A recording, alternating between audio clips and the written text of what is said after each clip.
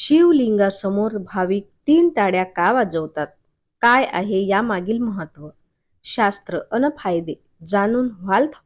तुम्ही अनेकदा पाहिले असेल, शिव मंदिरात शिवलिंगाची पूजा करताना भक्त 3 टाळ्याही वाजवतात. असे करण्यामागे नेमके कारण काय? त्याचे धार्मिक महत्त्व. सध्या ज्या महिन्याची शिवभक्त आतुरतेने वाट पाहत आहे, तो म्हणजे श्रावण महिना. लवकरच येतोय.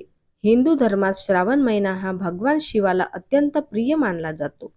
या महिन्यात भगवान शंकराची भक्तिभावाने पूजा, अभिषेक, जप आणि व्रत केल्याने विशेष पुण्य प्राप्त होते, अशी धार्मिक मान्यता आहे. श्रावणातील प्रत्येक सोमवार शिवभक्तांसाठी विशेष महत्त्वाचा असतो. या काळात तुम्ही अनेकदा पाहिले असेल, शिव मंदिरात शिवलिंगाला जल अर्पण करण्याव्यतिरिक्त भक्त 3 टाळ्याही वाजवतात. यामुळे असा प्रश्न निर्माण होतो की असे करण्यामागे नेमके कारण काय? त्याचे धार्मिक महत्त्व आणि फायदे काय आहेत? शिवलिंगासमोर टाळ्या का वाजवल्या जातात? श्रावण महिना हा भगवान भोलेनाथांना समर्पित असल्याने हा महिना भगवान शिवाचा आशीर्वाद मिळवण्यासाठी भाविक शिव मंदिरांना भेट देतात. तसेच शिवलिंगाला जल अर्पण करतात आणि पूजा करतात. सोमवारी विशेषतः शिवाची पूजा केली जाते. या काळात तुम्ही मंदिरात काही भक्तांना शिवलिंगासमोर टाळ्या वाजवताना पाहिले असेल. यामुळे असा प्रश्न निर्माण होतो की असे का केले जाते आणि त्यामागे काय श्रद्धा आहे? शिवलिंगासमोर टाळ्या वाजवण्याचे महत्त्व, फायदे आणि शास्त्रोक्त नियम सविस्तरपणे जाणून घेऊया. भगवान शिवाच्या पूजेमध्ये ध्वनीची एक विशेष भूमिका. धार्मिक मान्यतेनुसार भगवान शिव हे ध्यान, मौन आणि समाधीचे देव मानले जातात. या व्यतिरिक्त नटराजाच्या रूपात ते सृष्टीच्या दैवी लय आणि ध्वनीचे अधिष्ठाता देवता आहे. अशा संदर्भात भगवान शिवाच्या पूजेमध्ये ध्वनी एक विशेष भूमिका बजावतो.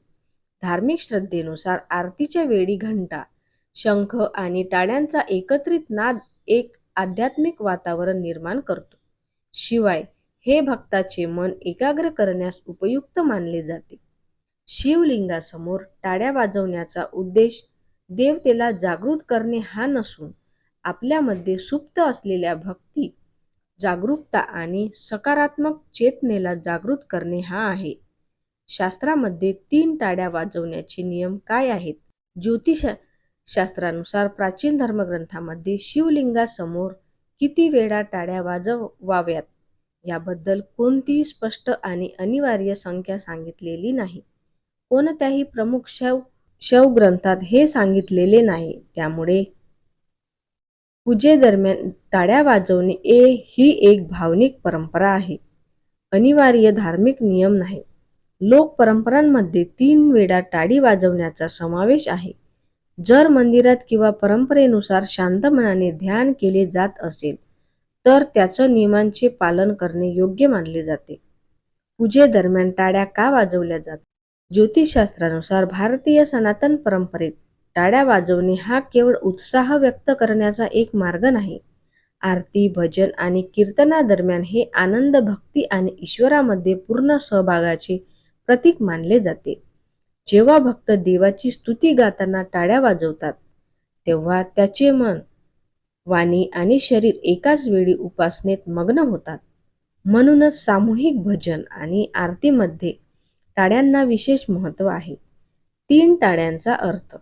पहिली टाळी धार्मिक मान्यतेनुसार अहंकार, क्रोध आणि नकारात्मक विचार देवाच्या चरणी समर्पित करण्याची एक खूण. दुसरी टाळी भगवान शिवाप्रती पूर्ण श्रद्धा, भक्ती आणि आत्मसमर्पणाचे प्रतीक.